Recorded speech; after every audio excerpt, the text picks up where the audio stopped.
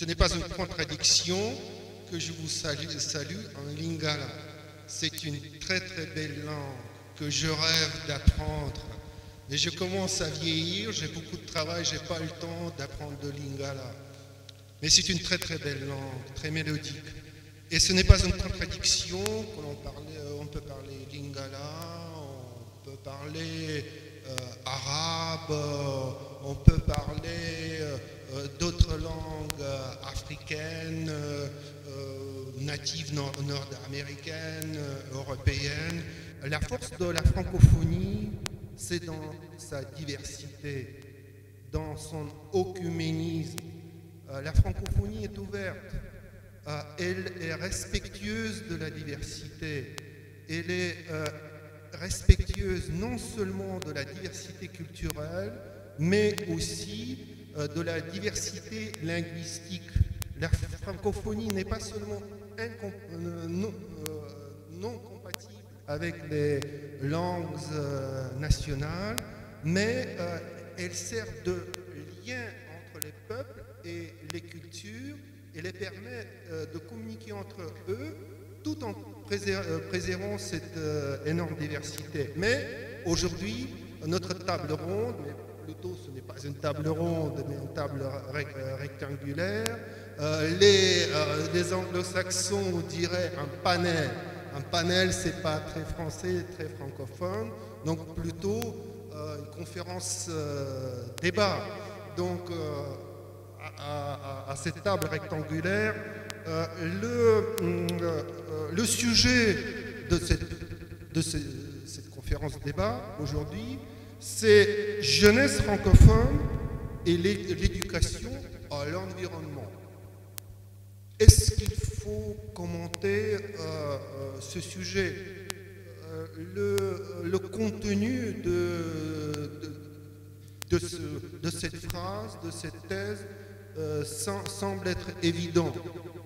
C'est important, les jeunes, ce sont les générations de l'avenir. On parle du développement durable. Durable, ce n'est pas quelque chose un terme qui n'est pas très réussi.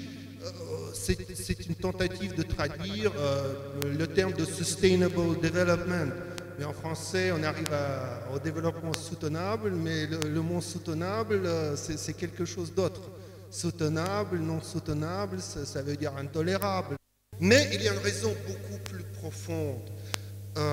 De mon point de vue, le développement durable, les problèmes de l'environnement ne doivent pas être seulement quelque chose dans les programmes éducatifs. Je pense que l'environnement, les problèmes du développement durable doivent devenir une idéologie ou faire partie de l'idéologie actuelle et de l'idéologie de l'avenir. Et c'est une idéologie qu'il faut inculquer dès l'enfance, dès l'école primaire, dès l'école secondaire. Il faut que cette idéologie soit inculquée, devienne vraiment le mode de pensée des personnes dès l'enfance.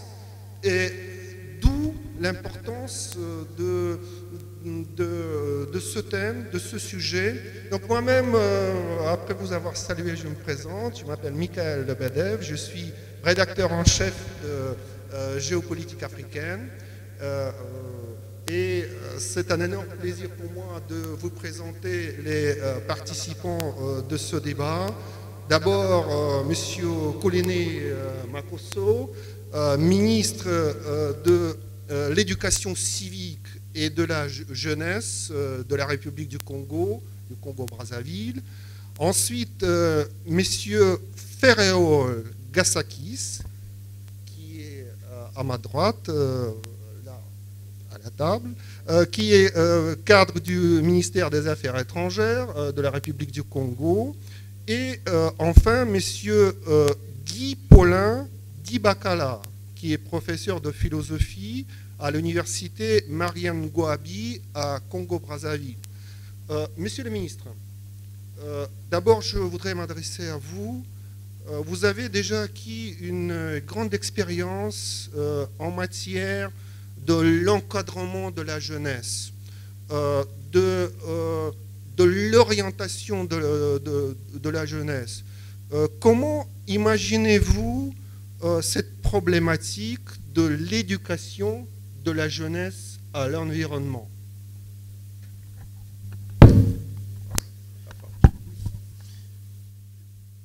C'est, je crois, l'énergie des jeunes qui agit sur les micros. Merci beaucoup. Merci, Monsieur Mededev, Monsieur le rédacteur en chef. Je voudrais, avant d'entrer dans cette problématique, me permettre de remercier très sincèrement Géopolitique africaine d'avoir choisi ce thème pour ce panel, mais aussi de m'avoir fait l'honneur de m'associer à ce panel, à ces tables rondes.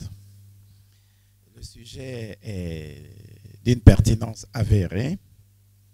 Le thème « Jeunesse francophone, nouvelle cible de la francophonie en matière d'action écologique », repris en ces termes « L'éducation des jeunes à l'environnement comme nouvelle priorité des efforts pour garantir un avenir durable ou un développement durable », est donc une thématique très importante, très pertinente.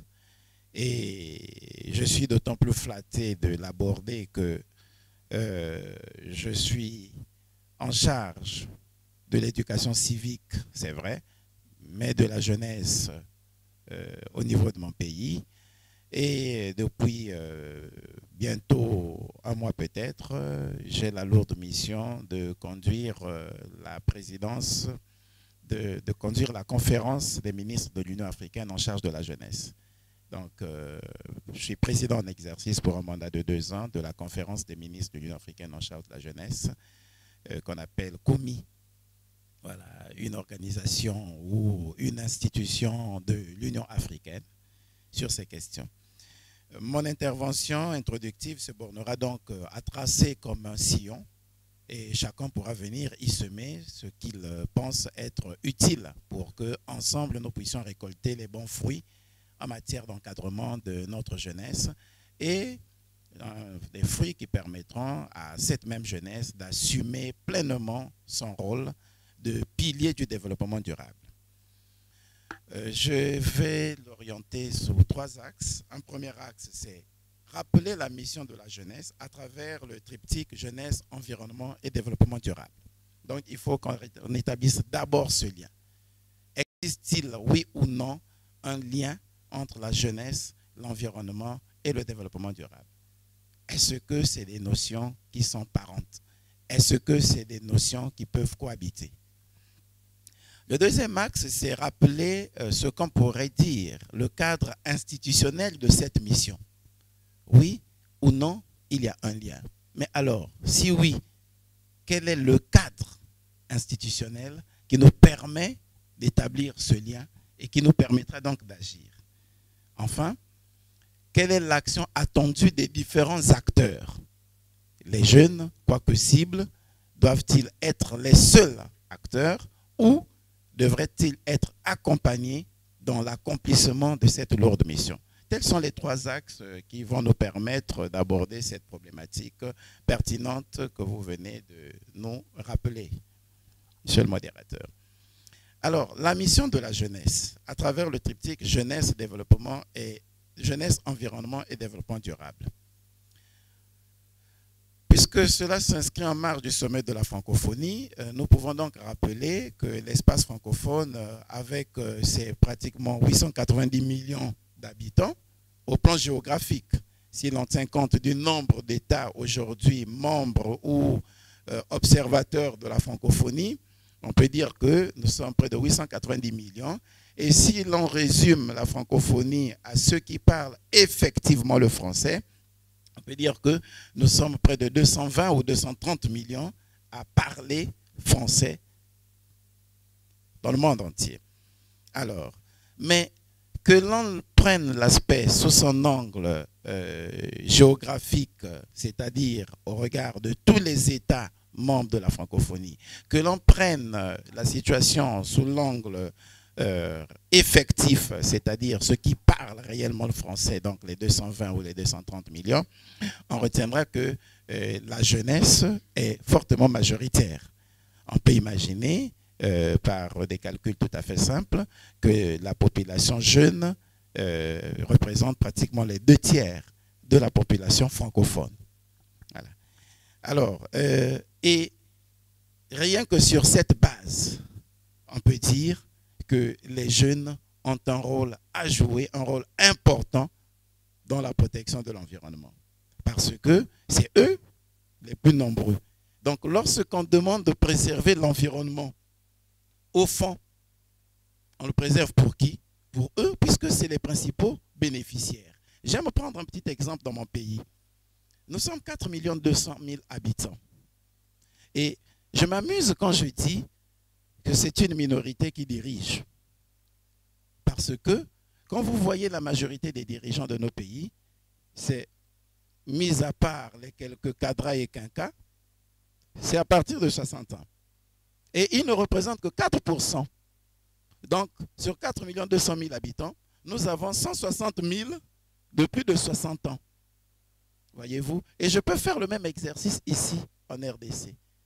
Si nous sommes 60 millions en RDC, je peux vous dire, 60 ou 70, je n'entre pas dans la polémique des chiffres, bon, je prendrai 70, mais moi je m'en tiens au dernier recensement, dont on peut dire un recensement préélectoral en 2002, qui nous donnait l'estimation à 60 et quelques mille, donc qui n'atteignait pas 70 000. Alors moi je prends cette base, 60 000, alors on n'a pas plus de 5% des personnes âgées au-delà de 60 ans.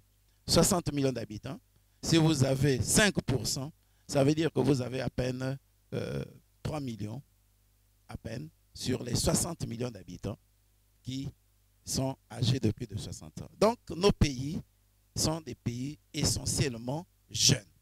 Alors, en d'autres termes, lorsqu'on éduque les Congolais, on éduque qui?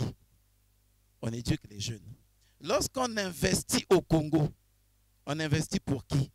On investit pour les jeunes. Finalement, et les jeunes n'ont jamais réussi à faire ce lien. Que lorsque on construit le plus bel aéroport à Kinshasa ou à Pointe-Noire, les usagers, c'est des jeunes. C'est donc pour eux qu'on le fait. Voilà.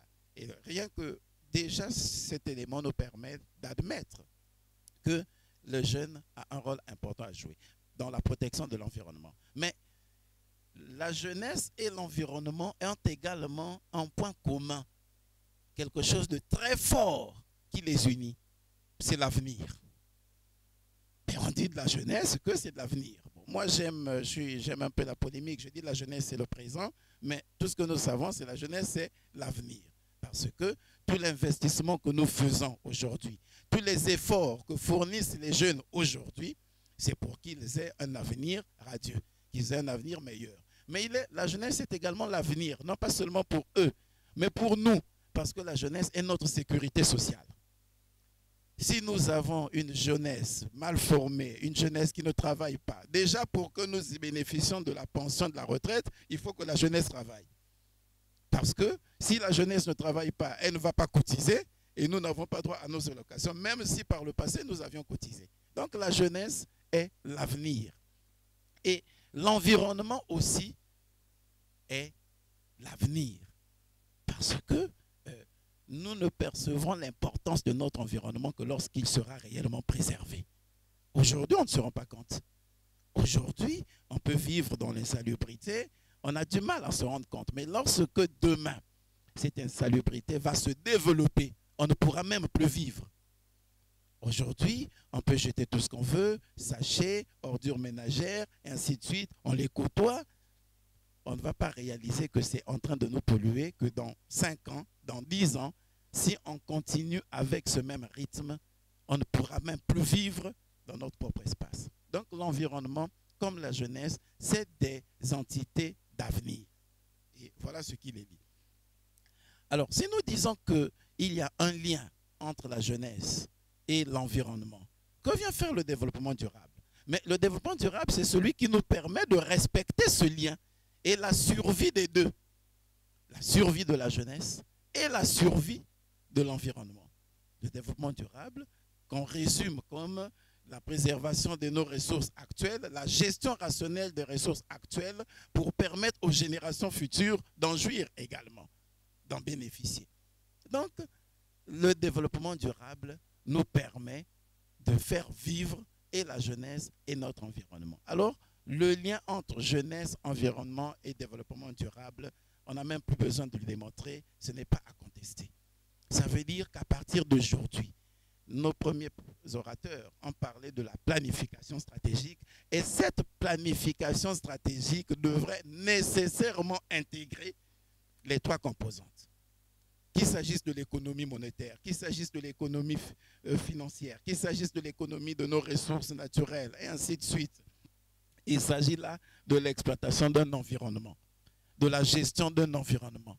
Et cette gestion de l'environnement se fait au profit de qui? Au profit donc de la jeunesse. Et qui doit veiller à ce que cet environnement soit rationnellement géré? C'est la jeunesse. Voilà. Et par le biais du développement durable.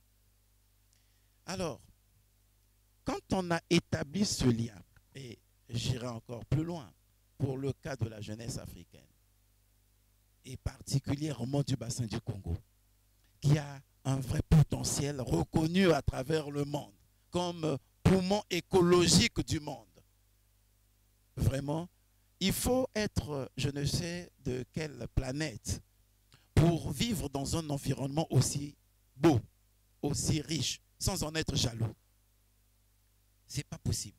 Je ne peux pas vivre dans un environnement aussi beau et ne pas être jaloux de la protection de cet environnement.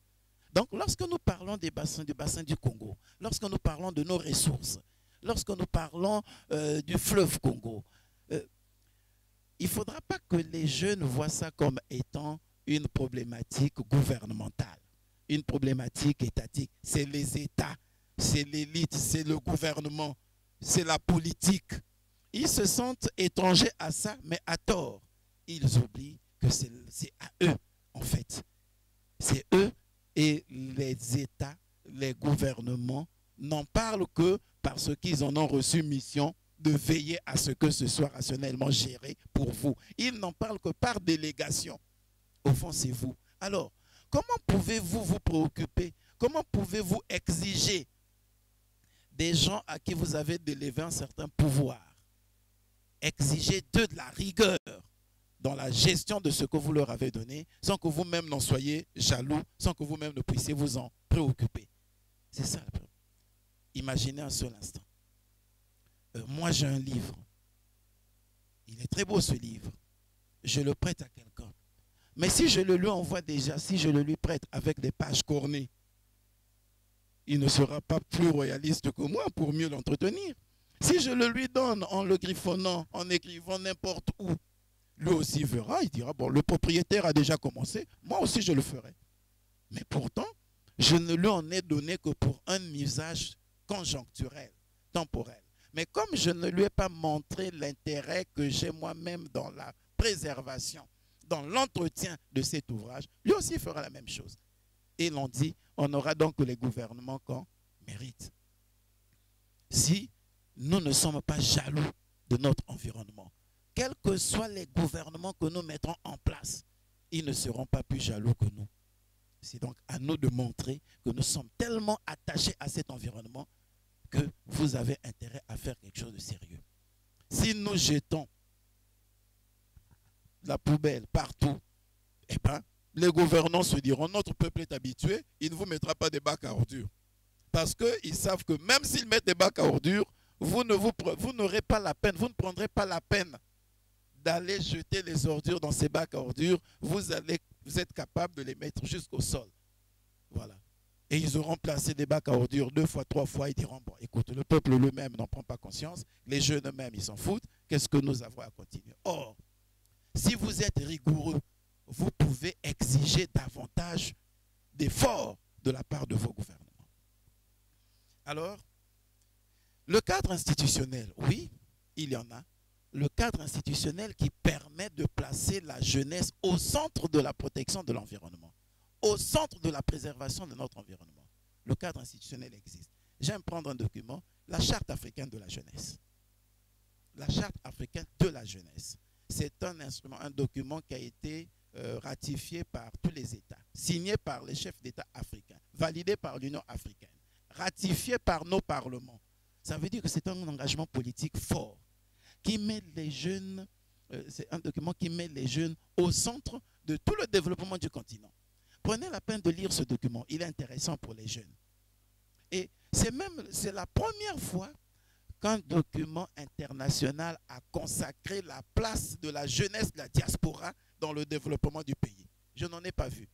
C'est le tout premier document international qui accorde une place importante à la diaspora et permet aux jeunes, où qu'ils se trouvent, de se faire entendre et d'apporter sa contribution déterminante dans le développement de son pays.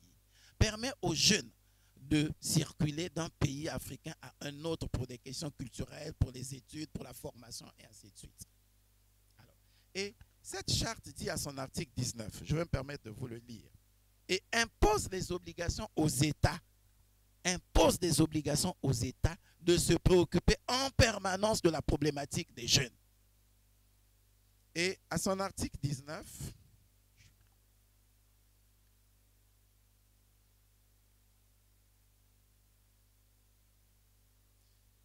la charte dit, les États partis, doivent reconnaître l'intérêt que les jeunes manifestent pour protéger l'environnement naturel en tant qu'héritier du patrimoine naturel.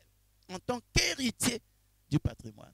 Alors si l'on prend ça comme ça, ça veut dire que nous, gouvernements, ne sommes là qu'à votre service. On n'est que de simples mandataires. Le patrimoine vous appartient. Nous l'avons emprunté juste pour nous permettre de le gérer le peu de temps que nous sommes là sur Terre. En réalité, c'est le vôtre. La charte présente ça en termes d'héritage, héritier du patrimoine naturel. À cet égard, ils devront, c'est-à-dire les États, encourager les médias, les organisations de jeunes, en partenariat avec les organisations nationales et internationales, à produire, échanger et diffuser l'information sur la préservation de l'environnement et les meilleures pratiques pour la protection de l'environnement.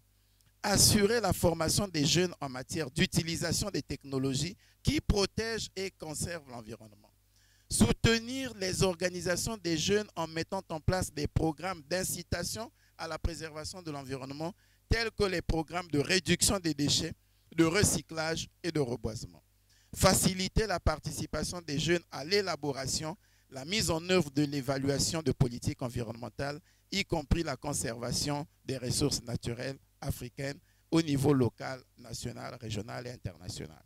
Développer une stratégie souple et réaliste dans le domaine de la régénérescence des forêts. Initier des actions intensives dans la lutte contre la désertification. Voilà les pouvoirs que les États et leurs gouvernements vous reconnaissent aux jeunes dans la préservation de cet environnement.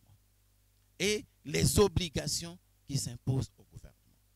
Quand vous avez vu ça, on serait tenté de multiplier des instruments, mais ça c'est déjà très fort, c'est évocateur. Les gouvernements ont mis en place, prenons le cas de l'espace francophone, vous mettez en place une conférence des ministres en charge de la jeunesse et des sports, la Conféges. Et au niveau de ces Conféges, il y a des dispositifs du Fonds d'insertion de la jeunesse.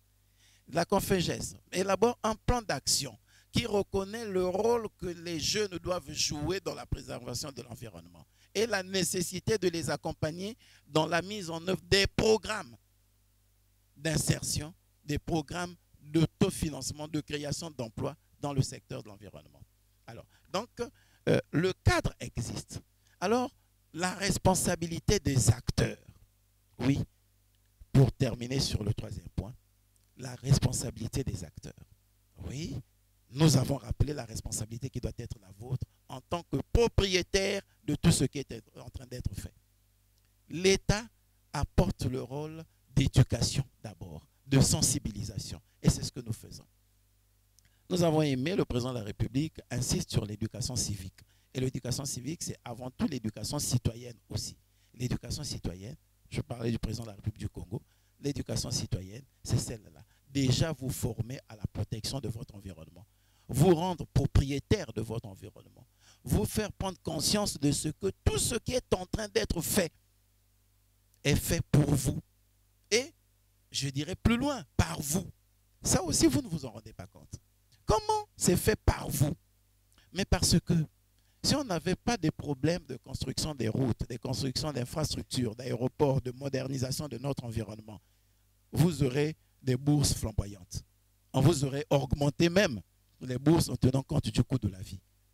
Mais si l'on arrive à réduire ou à stabiliser la bourse des étudiants, à élaborer des principes parfois beaucoup plus durs pour l'accès à la bourse des étudiants, c'est pour permettre d'épargner et d'affecter cela dans d'autres financements. Donc c'est un sacrifice que vous faites pour qu'on construise tout ça. Alors comment pouvez-vous vous rendre complice de la destruction des choses que vous avez construites vous-même avec beaucoup d'efforts? Comment? Comment peut-on arriver à détruire, à critiquer ce qu'on fait? Je ne voudrais pas entrer dans la polémique. Moi j'ai vu ici, vous allez accueillir un grand événement ici. Mais vous avez des jeunes, vous avez une élite qui dit aux autres, ne venez pas dans notre pays va mal. Bon, comment voulez-vous vous développer? Comment? Les gens viennent vous soutenir, les gens viennent louer vos efforts, ils vont venir investir, même temporellement. Mais parce que l'eau, Awa ici, non? C'est quoi l'eau minérale? Awa, non? Hein? Agua, voilà, est vendue ici. Vous savez combien de bouteilles d'eau nous allons acheter? Est-ce que vous savez qu'est-ce que nous allons faire quand les gens viennent ici pour la francophonie? Vous n'en êtes pas conscient. Et vous vous levez pour dire, ne venez pas. Ne venez pas. Vous croyez nuire à l'autorité étatique. Mais vous, c'est du masochisme. Vous vous foutez vous-même le couteau. Parce que l'autorité étatique va partir demain. D'une manière ou d'une autre. Elle peut arrêter demain, ce sera d'autres personnes, ce sera vous. Mais vous ne serez pas capable d'évaluer le manque à gagner que vous avez connu par les comportements qui ont été les vôtres. Voilà. Donc on ne se rend pas compte. Et ça demande beaucoup d'éducation. Le développement durable ne peut pas se faire tant que l'élite n'est pas formée, n'a pas conscience de ce que les actes qu'il pose ou qu'elle pose l'élite sur l'élite juvénile, les actes qu'elle pose ont nécessairement une répercussion sur le reste de sa vie. C'est des questions, on a parlé de bonne gouvernance, mais la bonne gouvernance, ce n'est pas qu'aux États, aux gouvernants. La bonne gouvernance, c'est l'ensemble du peuple. Je n'ai jamais vu dans des pays qui nous ont fait importer la démocratie, lorsqu'un État s'est mobilisé pour abriter une conférence ou une activité internationale, je ne sais pas, pardonnez mon ignorance si ça a déjà existé, je n'ai jamais vu une opposition ou des jeunes dire ne venez pas. L'État a dit nous organisons la Coupe du Monde et les autres disent ah non, non, non, non, non, non, non, pas question. Je n'ai jamais vu ça. Je n'entends ça que dans nos pays.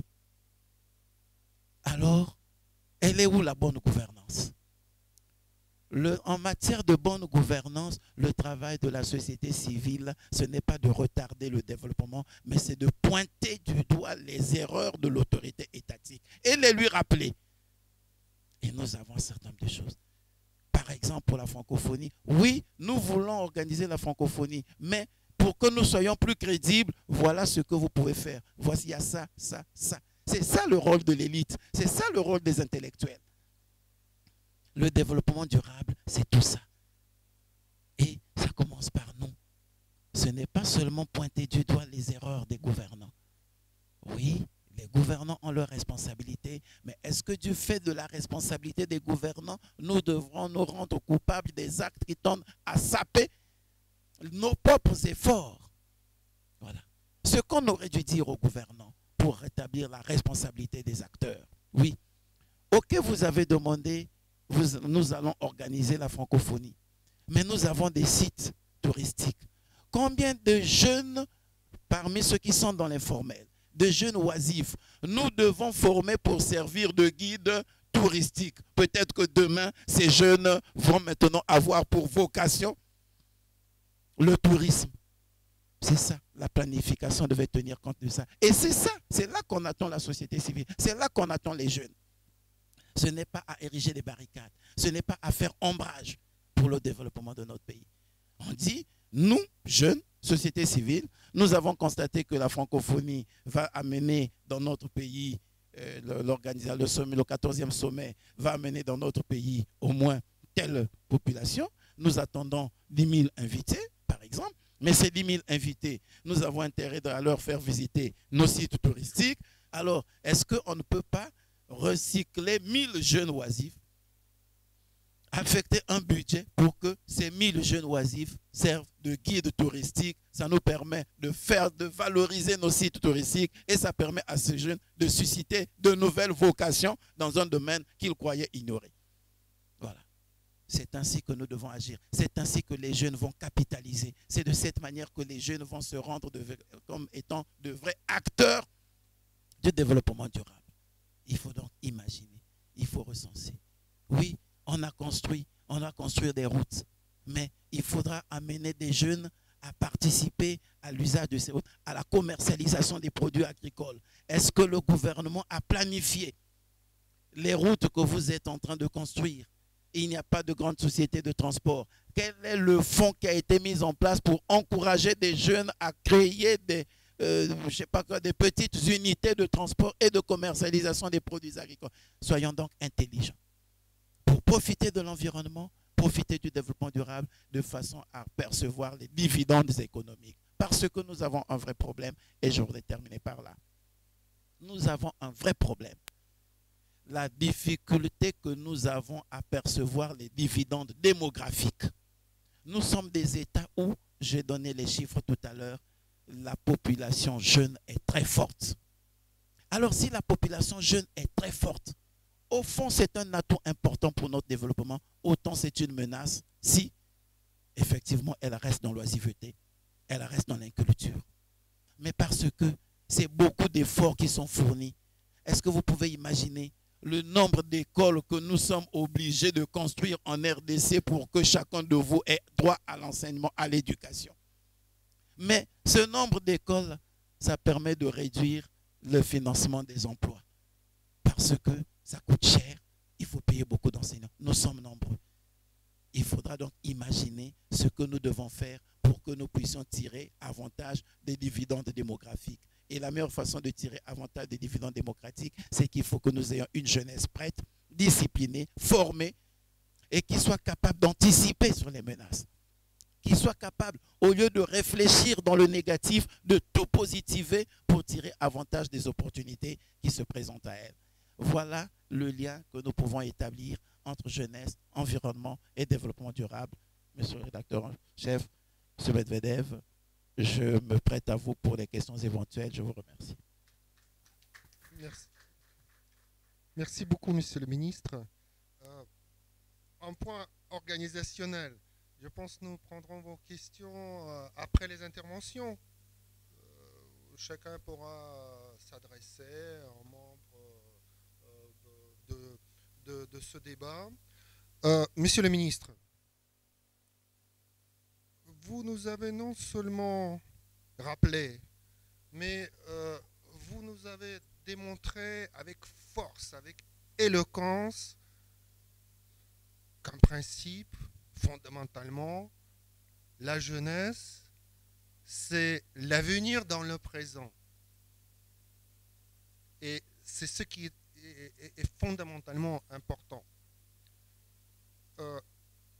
Parlons de la francophonie. La francophonie est une organisation internationale.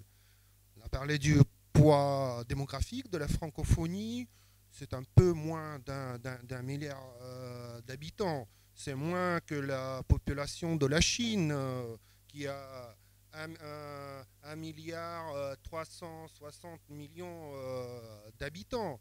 Mais quand même, avec le développement démographique de l'Afrique, le poids démographique de la francophonie va s'accroître.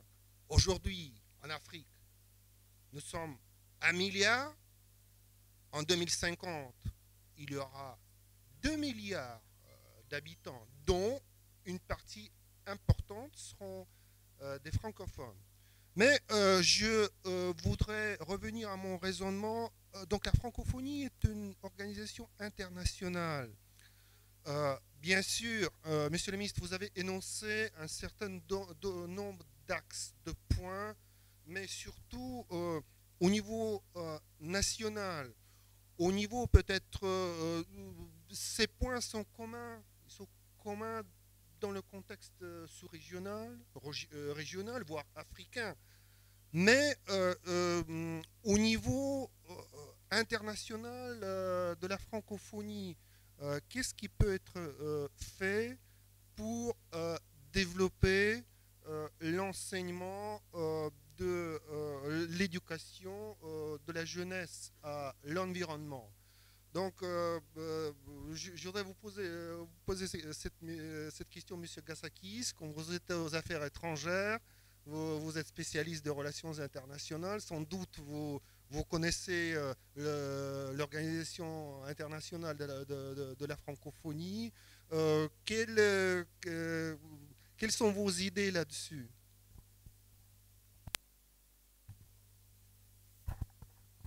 Merci beaucoup. Je voudrais, permettez-moi de remercier particulièrement Géopolitique africaine qui m'associe à ce débat ô combien grandiose, et nous l'espérons pour apporter certaines contributions justement pour l'épanouissement de la francophonie.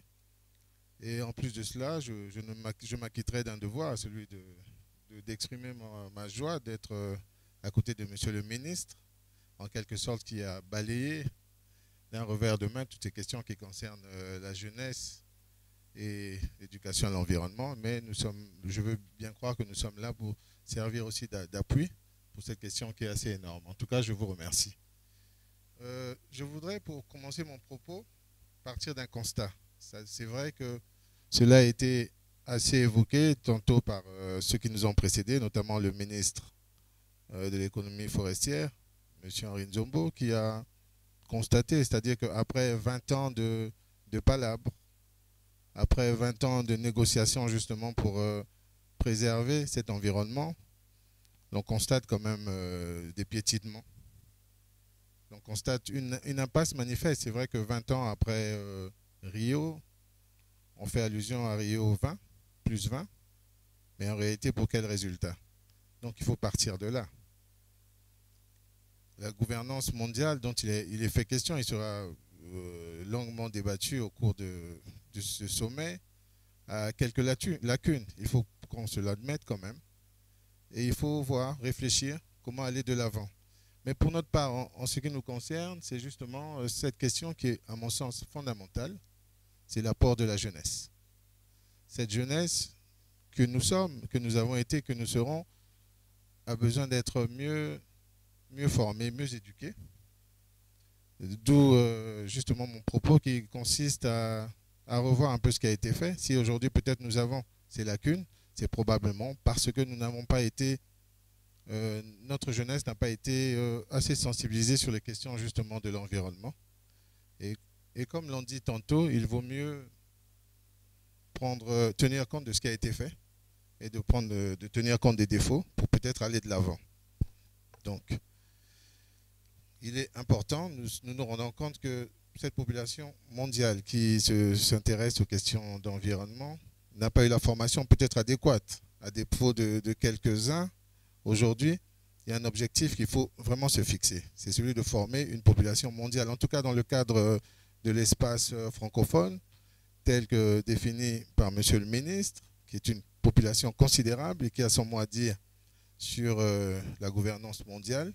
Il faudrait peut-être revoir les modes d'éducation, les modes de formation. Cette population doit être consciente, préoccupée par l'environnement et les problèmes qui s'y rattachent. Il faut encore que cette jeunesse ait la compétence, parce que nous sommes supposés ici asseoir, préparer le lit de ces générations qui doivent être appelées à subsister, on va dire. Mais pour qu'elles puissent arriver à long terme, il faudrait qu'on les bien préparées, qu'elles comprennent, qu'elles soient assez conscientes de ces questions.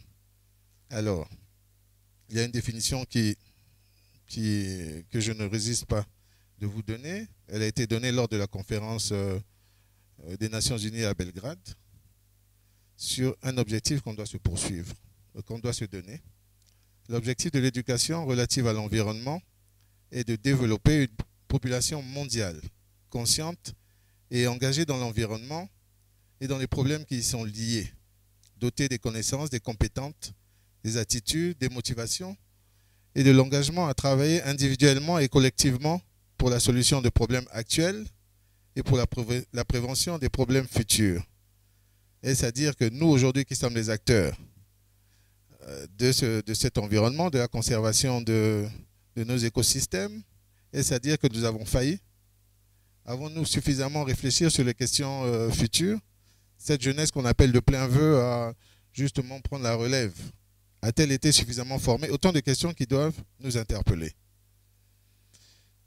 Alors, est-ce que, concernant les objectifs que nous devons nous donner, il faut se poser la question de savoir, est-ce que la prise de conscience est généralisée? Est-ce que les jeunes ont acquis une expérience suffisante? Aujourd'hui, ceux qui sont là, qui traitent justement de ces questions de préservation de l'environnement, sont-ils assez compétents?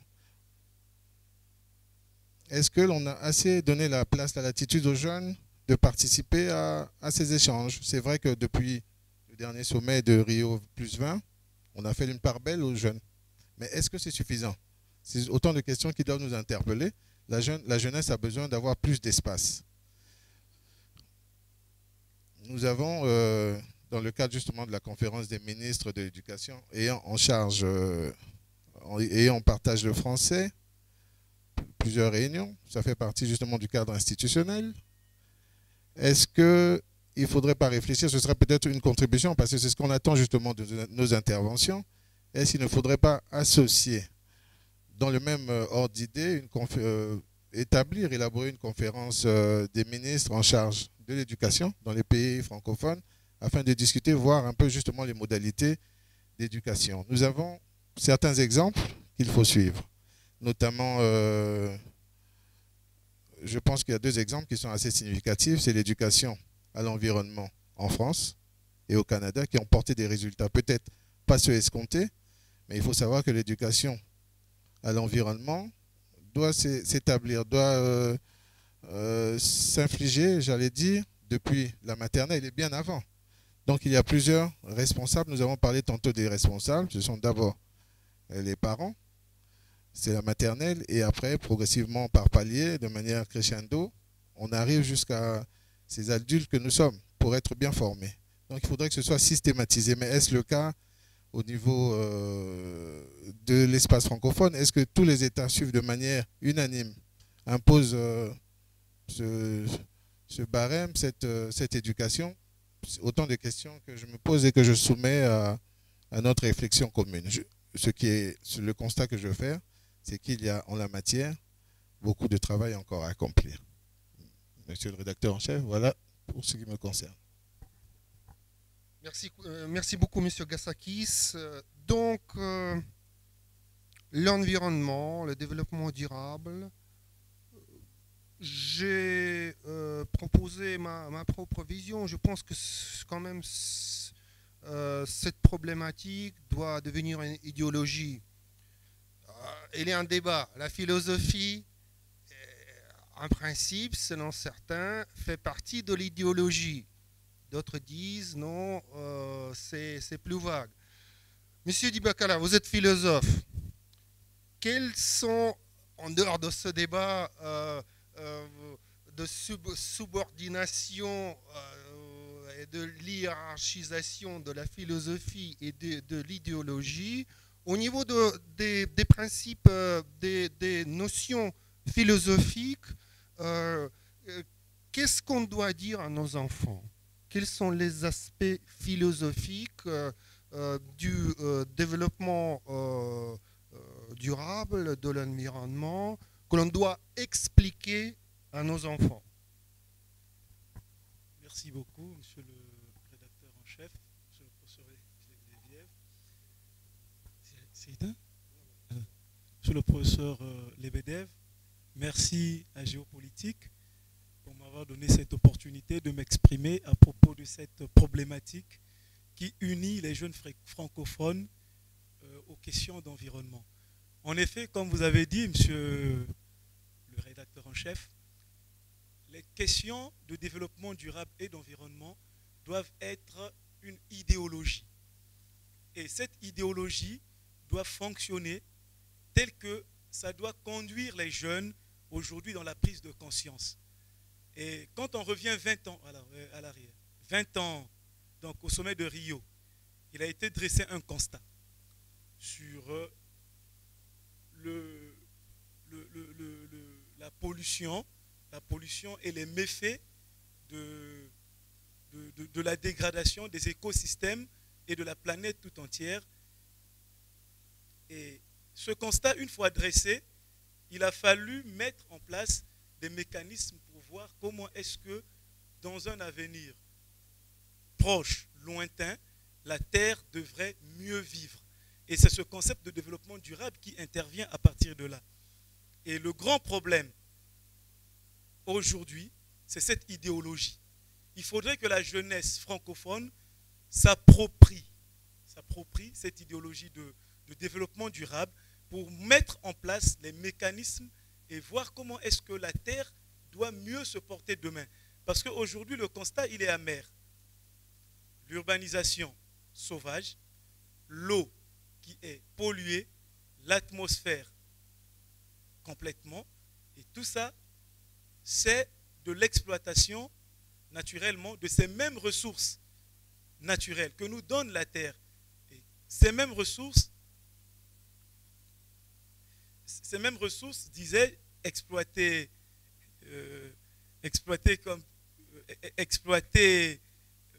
de manière sauvage, j'allais dire, exploiter sauvagement, et sont à l'origine de cette pollution et de tous ces méfaits que la planète vit aujourd'hui. Et en ce sens, je rebondis sur ce concept d'idéologie qui doit être plutôt une prise de conscience de la jeunesse africaine afin que, ensemble, nous puissions avancer vers un avenir meilleur en s'appropriant ce concept de développement durable pour le mieux-être de l'humanité aussi aujourd'hui qu'à l'avenir. Merci. Oui, merci beaucoup, Monsieur Dibakala, de vos réflexions, de vos observations. Donc, maintenant, la parole est au public, au peuple. Vous avez des questions?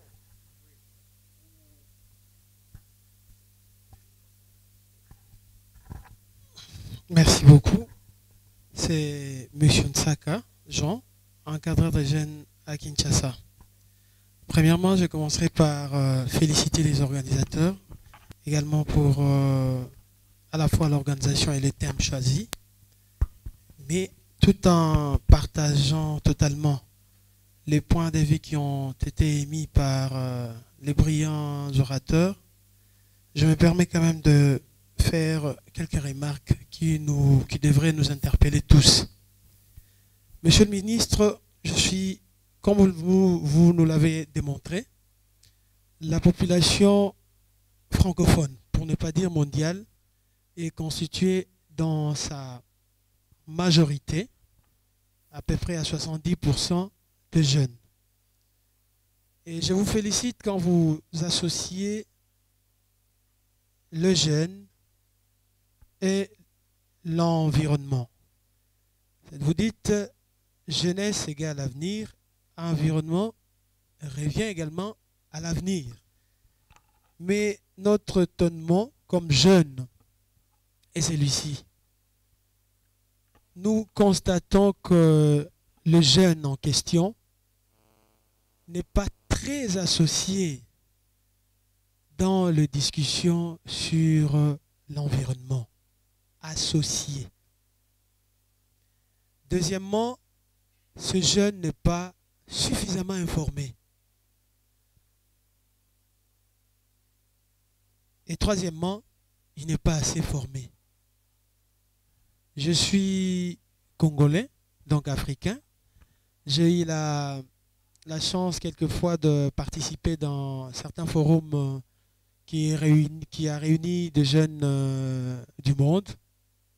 Et j'ai constaté que le membre du gouvernement, et là je profite pour interpeller votre Excellence, vos doubles qualités à la fois de ministre et président de cet espace qui permet qu'on puisse jeter des bases pour l'avenir futur, je veux dire meilleur, de notre planète. Aidez-nous à votre niveau à associer les jeunes dans toutes les discussions. Parce que vous avez dit la portion de la population mondiale que représentent les personnes âgées, donc de plus de 60 ans, n'est que de 4%, 5%. Mais curieusement, dans ces rencontres, il y a plus cette catégorie-là. C'est cette catégorie qui est surreprésentée. Et les concernés ne sont pas là. Je ne voudrais pas monopoliser la parole. Merci encore une fois. C'était plutôt un commentaire, une réflexion, mais oui, peut-être on va écouter les autres. Merci beaucoup pour la parole. Je m'appelle Mireille Simiré.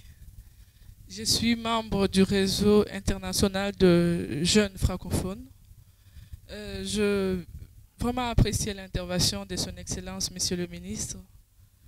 Seulement, j'aimerais, si pas signaler ou rectifier une chose, parce que vous avez beaucoup plus parlé de l'information de la jeunesse, sa formation sur la protection de l'environnement, mais nulle part vous n'avez parlé de l'appui de projets de jeunes par rapport à l'environnement. Puisque la jeunesse francophone est celle qui est mieux informée sur la question environnementale. C'est cette jeunesse qui détient de projets par rapport à la protection et à l'assainissement de son environnement. Mais seulement, aucun de ces projets n'a été financé ou n'a été pris en considération par les autorités locales et internationales. S'il vous plaît, je pense bien qu'il faudra prochainement associer la jeunesse francophone dans l'organisation de ces genres d'activités, puisque nous sommes là, nous travaillons pour la protection de l'environnement, mais cela n'est pas soutenu par nos gouvernements. Et je pense que ce sera aussi un moyen de faire la sensibilisation, puisque on nous dit toujours que lorsqu'on prêche avec l'exemple, la leçon est beaucoup plus assimilée. Lorsque nos frères ou nos sœurs nous verront en train de travailler, je pense que sans même demander un mot, eux-mêmes suivront l'exemple que nous sommes en train de faire. Je dis et je vous remercie.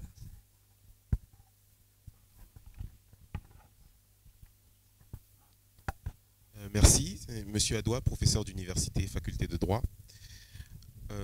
Mon intervention sera plutôt un apport sur les deux questions qui m'ont semblé importantes. La première relative à l'implication de la francophonie dans ces questions de jeunesse, parce que l'intervenant l'a rappelé, Monsieur le ministre l'a dit, et Monsieur le ministre Henri Djombo aussi en a parlé.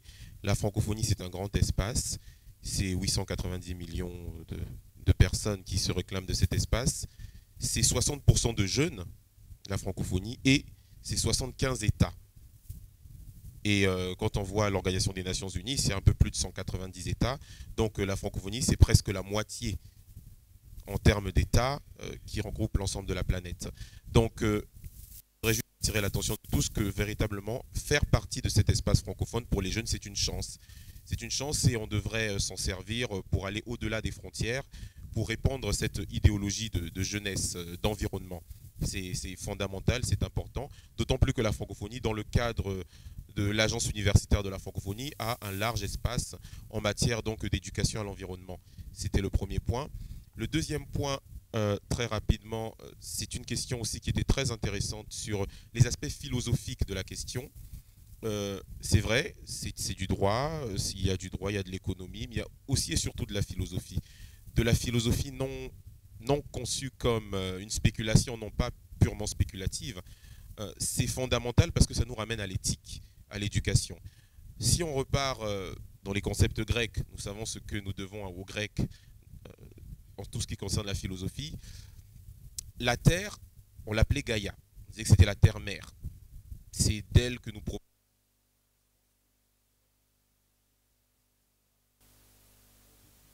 En détruisant la nature, est-ce que c'est comme cela qu'on doit se comporter vis-à-vis de sa mère? Je pense que les jeunes, très tôt, doivent prendre conscience de cette notion, de ces contextes, de ce concept philosophique de l'environnement. Pas comme une simple spéculation, mais surtout comme un état de conscience. Merci. Moi, je suis Luc Miko-Mokabonga, je suis journaliste, directeur de l'information de Congo Web. J'ai deux questions à vous poser. La première question, elle s'adresse à Monsieur le ministre. Monsieur le ministre, est-ce que vous ne voyez pas que la question de la gestion de l'environnement vue sous l'angle du bassin du Congo doit être gérée dans un élan de cohésion entre les deux républiques? Mais l'impression que cela donne, cette gestion se gère sous les pesanteurs de leadership plus politique qu'environnemental, et ce qui fait que les deux pays ne semblent pas jouer la même partition. La deuxième question s'adresse au philosophe. Je suis bien d'accord avec lui quand il parle de la question du mieux-être dans l'environnement. Est-ce que, monsieur le philosophe, la question du mieux-être doit être, ou la problématique si vous voulez, doit être gérée en excluant l'autre aspect du problème du vivre ensemble? Je m'accroche à cet aspect par rapport à notre proximité. Moi, je suis du Congo-Kinshasa et j'ai visité 36 000 fois Congo-Brazzaville et je trouve que c'est fondamentalement un même peuple dans sa conception de la nature, du monde, dans sa vision de l'environnement. Est-ce que la question de la gestion de l'environnement qui doit lier les mieux-être est gérée sous l'angle du vivre ou du mieux vivre ensemble? Vous avez cette impression-là, vous, en tant que philosophe? Merci. C'était la dernière question. Donc, vos deux questions, elles ont dépassé un petit peu le cadre du débat. La première est politique. Et je pense que vous n'avez pas pu visiter 36 000 fois l'autre côté du fleuve. C'est une exagération, monsieur. Donc, monsieur le ministre. Merci beaucoup, mais c'est des contributions. C'est des préoccupations qui viennent enrichir notre exposé. Donc, ça devait susciter pas assez de débats. Je salue effectivement les réflexions qui nous ont été faites par Madame Siméré. Oui, et là, je suis d'accord. Je n'ai pas suffisamment abordé l'action concrète des États. J'en ai appelé d'abord à la prise de conscience collective de la situation. Et puisque vous me poussez, vous m'amenez à aborder cet aspect, oui, je dis que les États devraient agir, surtout l'espace francophone. Tenez, j'ai parlé tout à l'heure de la Conféges, qui a un fonds d'insertion pour les jeunes. Je crois que si vous êtes une organisation de jeunesse, vous postulez nécessairement des financements à travers de ce fonds. Alors, les États qui se réunissent aujourd'hui, et c'est ça l'objet de mon plaidoyer d'ailleurs, ces États qui se réunissent aujourd'hui, ils sont nombreux. C'est eux qui ont créé la Conféges comme organe de référence de l'appui institutionnel de la francophonie dans les politiques de jeunesse. Mais ils sont nombreux à avoir réduit leurs subventions à la Conféges. Donc, on dit une chose et on fait le contraire. Il y en a qui ne cotisent même plus. Il y en a qui ont même annulé, je n'ose pas les citer, mais pas des moindres, qui ont annulé totalement les subventions qu'ils accordaient à la Conféges. Et notre rôle ici, c'est de plaider davantage, mener un vaste plaidoyer pour amener les chefs d'État qui se retrouvent à replacer au centre de leur sommet la problématique du financement de la jeunesse, de l'insertion des jeunes. Je le dis, pourquoi? Je me sers d'une exhortation, veuillez m'excuser de reprendre cet exemple, du président Sassou. C'est en 1900, je crois en 99, le sommet, en 2000, à Montreux. C'est ça, je crois que c'est en 2000, si je ne me trompe. Oui. Voilà. Il se posait la question sur le chômage des jeunes. répondu, ça n'épargne plus aucun pays. Il dit, plusieurs de nos jeunes qui ont étudié comme nous, puisque nous, je reprends ça comme ça, hein, c'est pas tout à fait dans les... Mais enfin, l'esprit, c'est celui-là. Qui ont étudié plus que nous, ou comme nous, se retrouvent aujourd'hui sans emploi, malgré les diplômes et les formations professionnelles qu'ils ont pu obtenir et acquérir. Serons-nous capables de leur répondre lorsqu'ils nous poseront la question « Pourquoi ?» Voilà. C'est donc une problématique que lui posait déjà à ce moment-là. Et beaucoup de chefs d'État. Ça a amené les chefs d'État à financer davantage le fonds d'insertion, là, au niveau de la Confégesse. Il va plus loin et à ce moment, il exhortait les gens à financer les projets d'insertion des jeunes au travers des microcrédits pour permettre aux jeunes d'entreprendre, de partir du statut de demandeur d'emploi au statut de créateur d'emploi. Donc c'est une préoccupation qui garde toute son actualité aujourd'hui et nous allons travailler ici durement pour replacer cette problématique au centre des préoccupations des chefs d'État. Sinon c'est le fiasco. Et là je suis d'accord avec vous, il faut le faire. Mais là aussi, il faut le dire, la société civile et les jeunes pêchent sur deux points. Le point de l'ignorance et le point d'un manque d'activisme éclairé. L'ignorance, pourquoi? Dans la majorité des États, il y a des épargnes budgétaires. Je prends le cas du Congo que je connais très bien. Voilà bientôt 5 ou 6 ans. Chaque année, nous avons une épargne budgétaire de pratiquement le quart du budget national. Pratiquement. Donc 25% du budget national est épargné pour servir demain aux générations futures. C'est donc un gros investissement pour la jeunesse. Mais quelle est la réflexion que les jeunes, et dans beaucoup de pays, il y a pratiquement ces mêmes politiques. Quelle est la réflexion que les jeunes mènent pour se servir aujourd'hui de cette épargne de façon, au lieu qu'elle soit thésaurisée, qu'elle puisse être mieux maximisée, mutualisée. Qu'on s'en serve aujourd'hui pour que ça génère le profit pour préserver les autres demain. Ce n'est pas la préoccupation des jeunes. Ce n'est pas la préoccupation de la société civile. On passe plutôt le temps à demander plus d'efforts des gouvernements sans savoir qu'il y a déjà une manne qui est là dont on peut se servir si on est un peu plus intelligent, si on est un peu plus outillé. On ne le fait pas. Deuxième erreur dans laquelle nous tombons souvent. L'aide au développement. Nous sommes tombés dans un piège où l'aide au développement profite parfois directement aux associations. Et même là, la société civile ne réalise pas que c'est l'apport aussi de leurs États.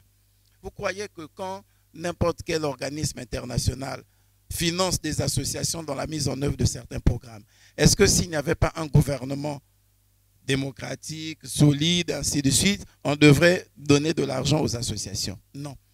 Ça rentre dans le cadre des accords que les multinationales, que les organismes internationaux signent d'abord avec les États. Nous mettons à la disposition de l'État tel crédit.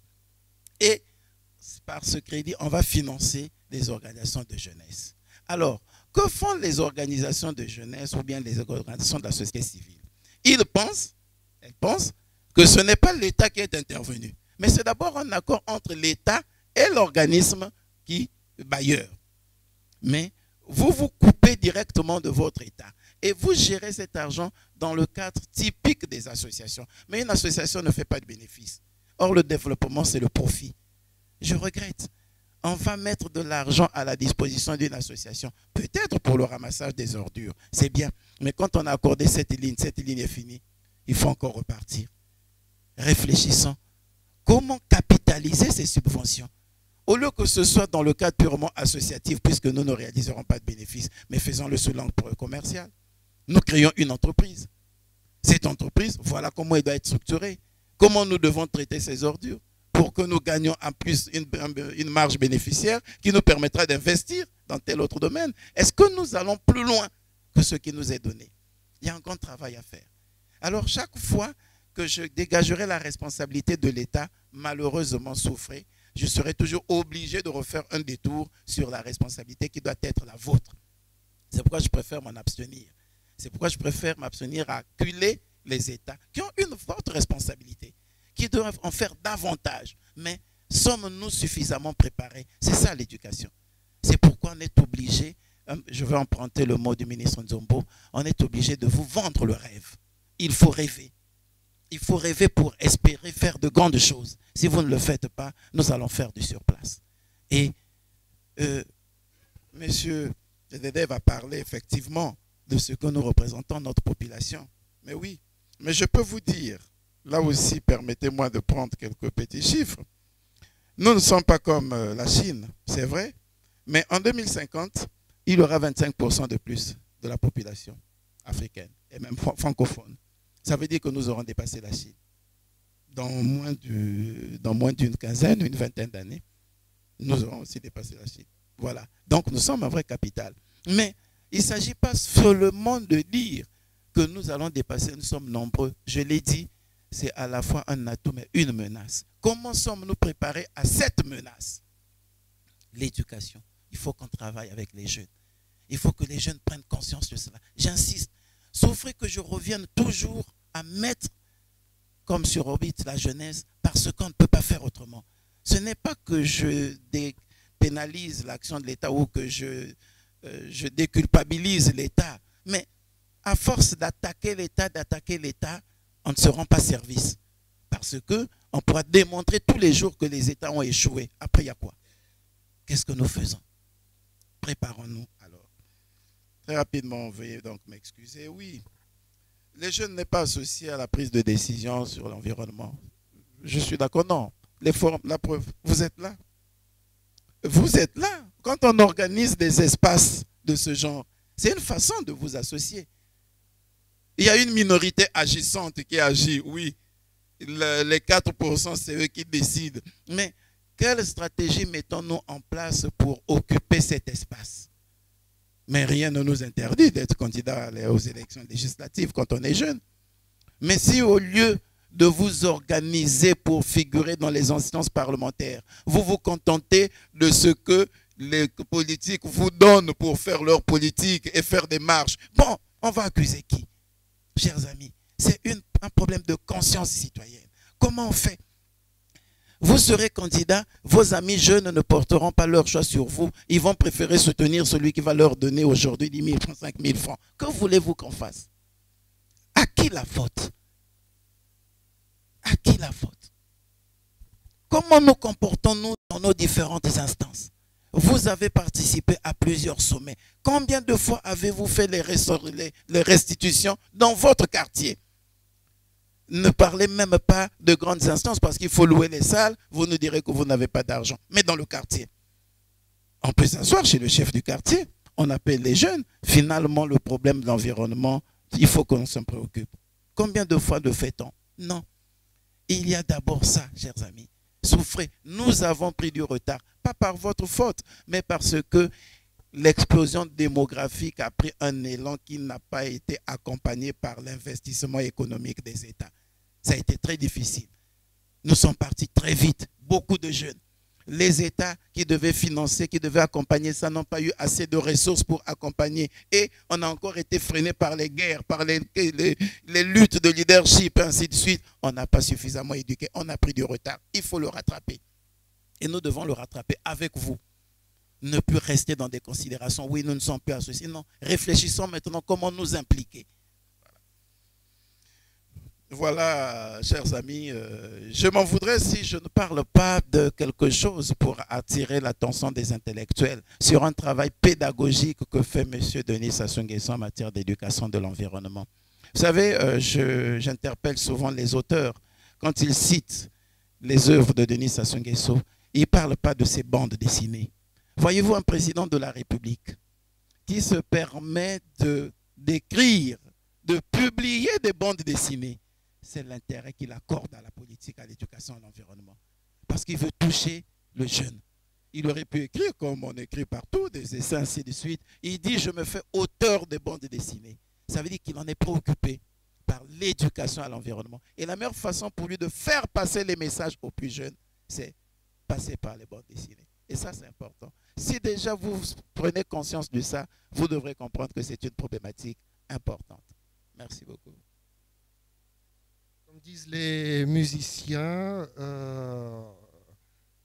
le finet était joué avec une note majeure, voire un accord majeur. Merci beaucoup, monsieur le ministre. Je considère que vous avez, dans une grande partie, répondu aux questions qui ont été posées.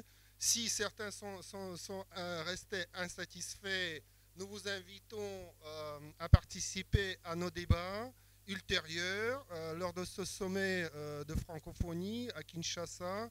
Donc, soyez les bienvenus. Nous attendons votre participation. Et ceux qui voulaient poser les questions auront la priorité la fois prochaine.